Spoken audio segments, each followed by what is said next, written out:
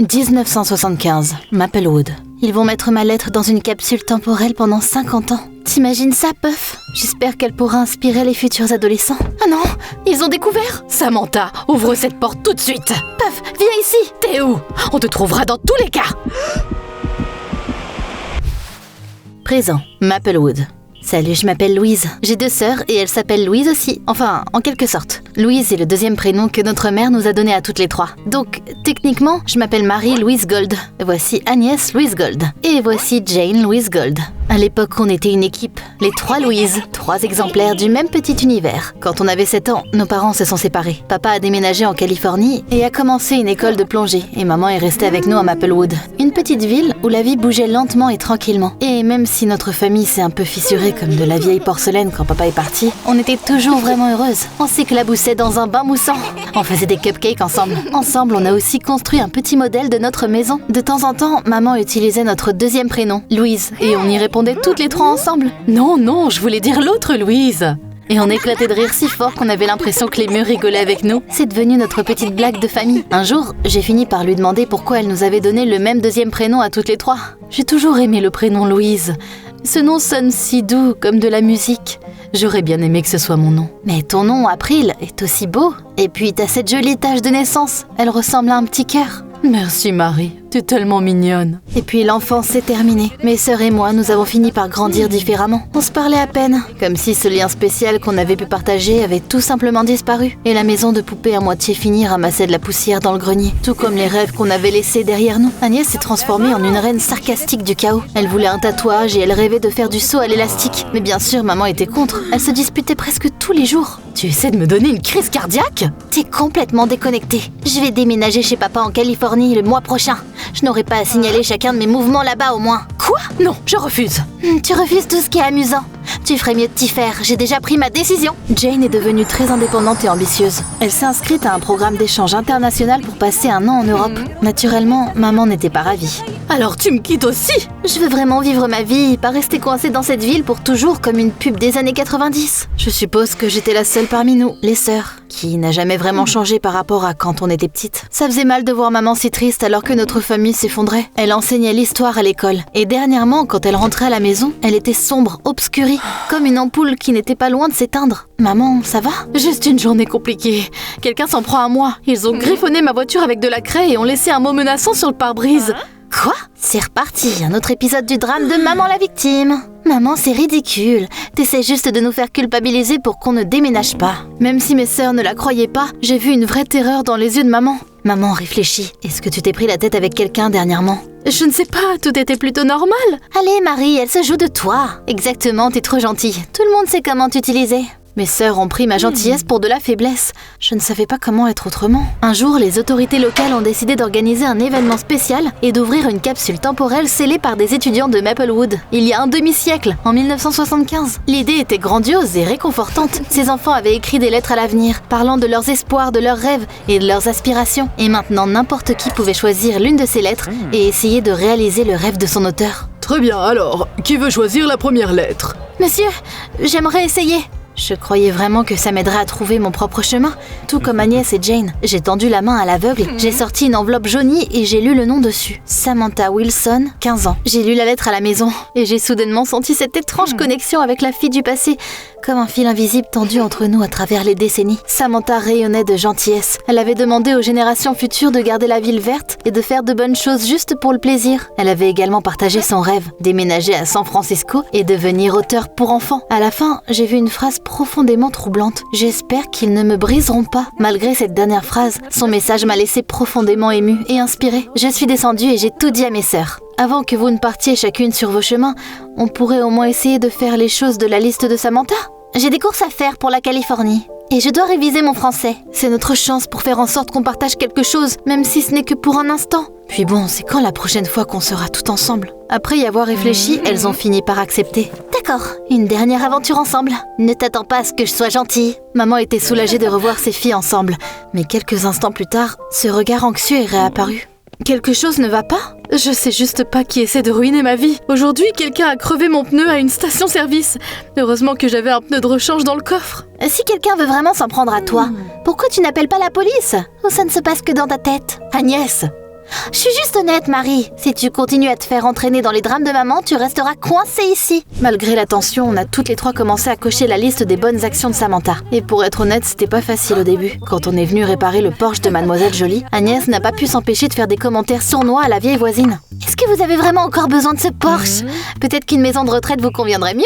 Agnès! Quand on distribuait des vêtements aux sans-abri, Jane, toujours l'opportuniste, n'a pas pu résister à essayer d'encaisser. Ça fera 3 $. Oh, elle plaisantait, c'est gratuit, monsieur. Mes sœurs et moi avions complètement oublié comment travailler en équipe. Le soir, on s'est disputés. Jane et Agnès étaient prêtes à partir dans des directions opposées. Mais pour la première fois, j'ai tenu bon. Vous êtes toujours comme ça. Dès que les choses deviennent difficiles, vous êtes prête à tout laisser tomber. Vous vous souvenez de notre maison de poupée? Elle est toujours dans le grenier, inachevée. Waouh, on dirait que Marie arrête enfin de se laisser faire. Bon, faut qu'on en finisse avec cette liste stupide. Alors on a continué. Les jours sont passés et petit à petit, les vieilles rancunes ont commencé à s'estomper. On rigolait de nouveau. On se souvenait comment maman criait Louise et qu'on répondait toutes les trois. Je ne pensais pas que ces jours me manqueraient. Peut-être que je devrais rester après tout.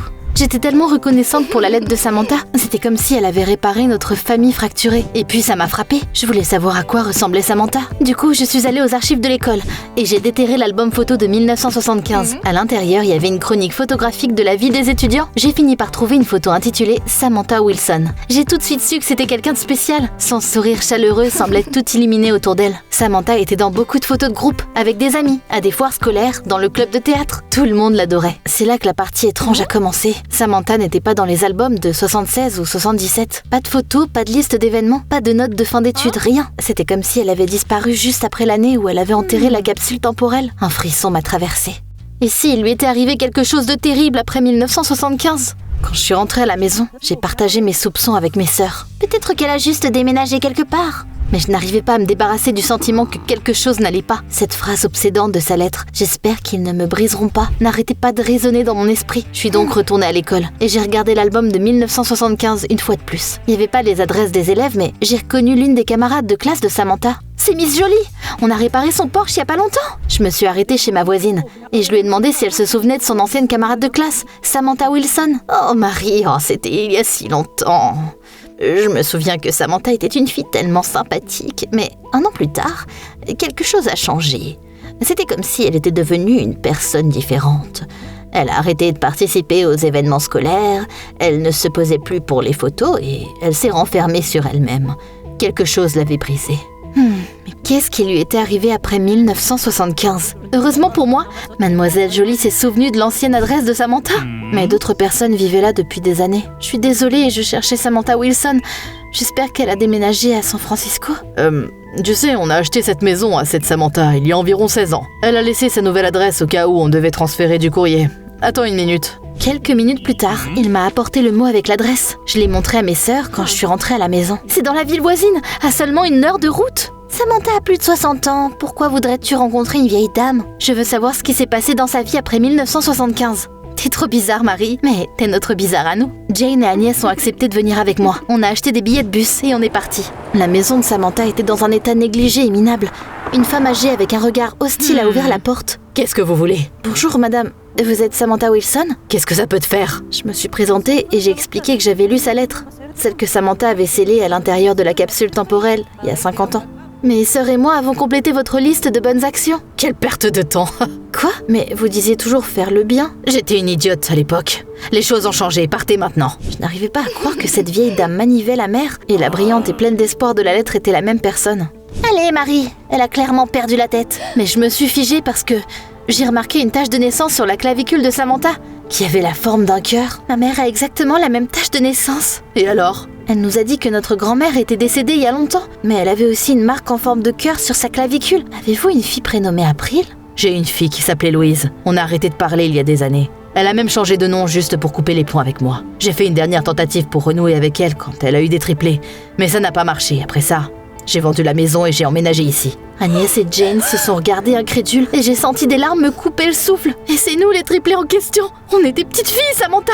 Pendant une fraction de seconde, quelque chose a cligné dans ses yeux. Puis son visage s'est de nouveau durci en ce masque froid et cruel. Tant d'années sont passées. Si vous saviez comment je n'en ai plus rien à faire.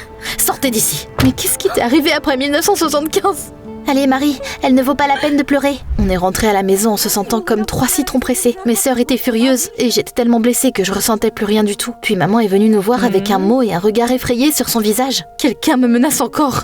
Écoutez, ça dit « Je viendrai te trouver ». Tu fais semblant de recevoir ces notes juste pour nous garder proches. T'as menti à propos de grand-mère. Sur quoi d'autre est-ce que tu mens? Quoi?